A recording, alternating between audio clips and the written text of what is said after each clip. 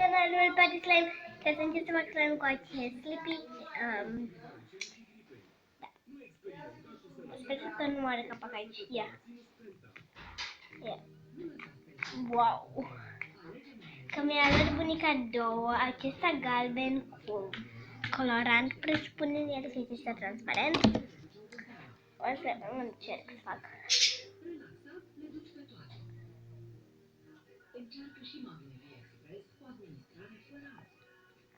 Bine, ar trebui să pun puțin mai mult. Bine, cam atât.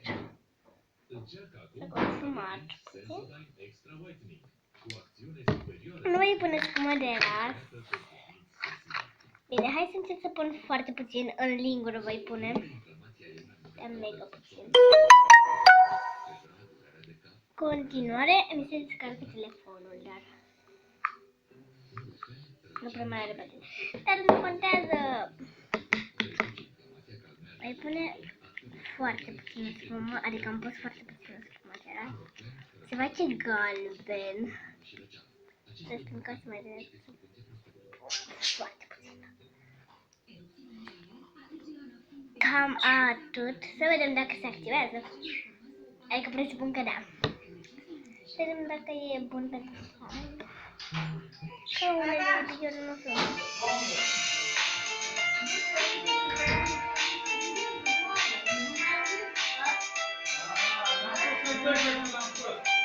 Cam atât.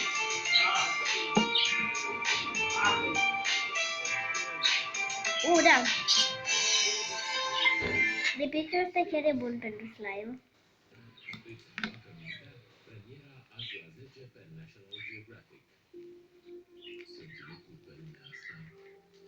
Sau va trebui să...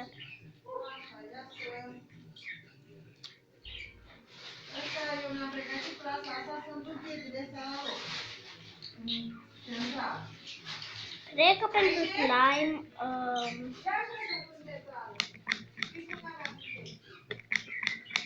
presupun că pentru slime din lipiciul ăsta va trebui să pun mai puțină glicerină. O să mai încerc să fac unul. Da, nu prea ies slime-urile cu aceste lipiciuri. Nu vi le recomand. Adică ies doar dacă vreți să faceți slime. Da. A fost alertă astăzi în capitală. 18 copii de la o școală din sectorul 4 au fost după ce li s-a făcut rău în timpul orelor. Dacă să te mai uiți mai bine, îți vezi că apar pileană. N-am fost de 3 zile. O să mai încerc Doar ești gura să vorbești. Nu te uiți în jurul tău, deci niciodată mergi numai așa. Se vede în video.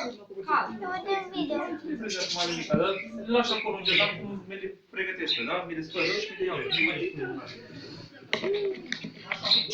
La 133 din sectorul 4 au fost confirmate mai multe cazuri de gripă. Au fost luate măsuri de igienizare. Școala a primăria, iar aseară o firmă specializată... Adică și vă recomand puțin aceste lipiciuri, dar și noi. Învață aproximativ 1000 de copii. Pentru că...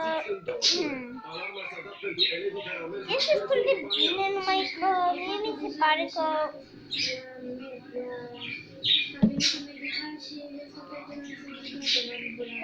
Cine îți face să stă? Deci este penibil.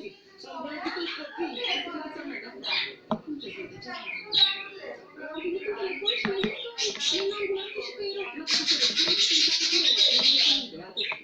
Până să ajungă pompierii și să evacueze întreaga școală, 4 copii din clase diferite au ajuns la cabinetul școlii, cu senzații de greață, dureri de cap și amețeli. Deci se prinde ceva să face slime.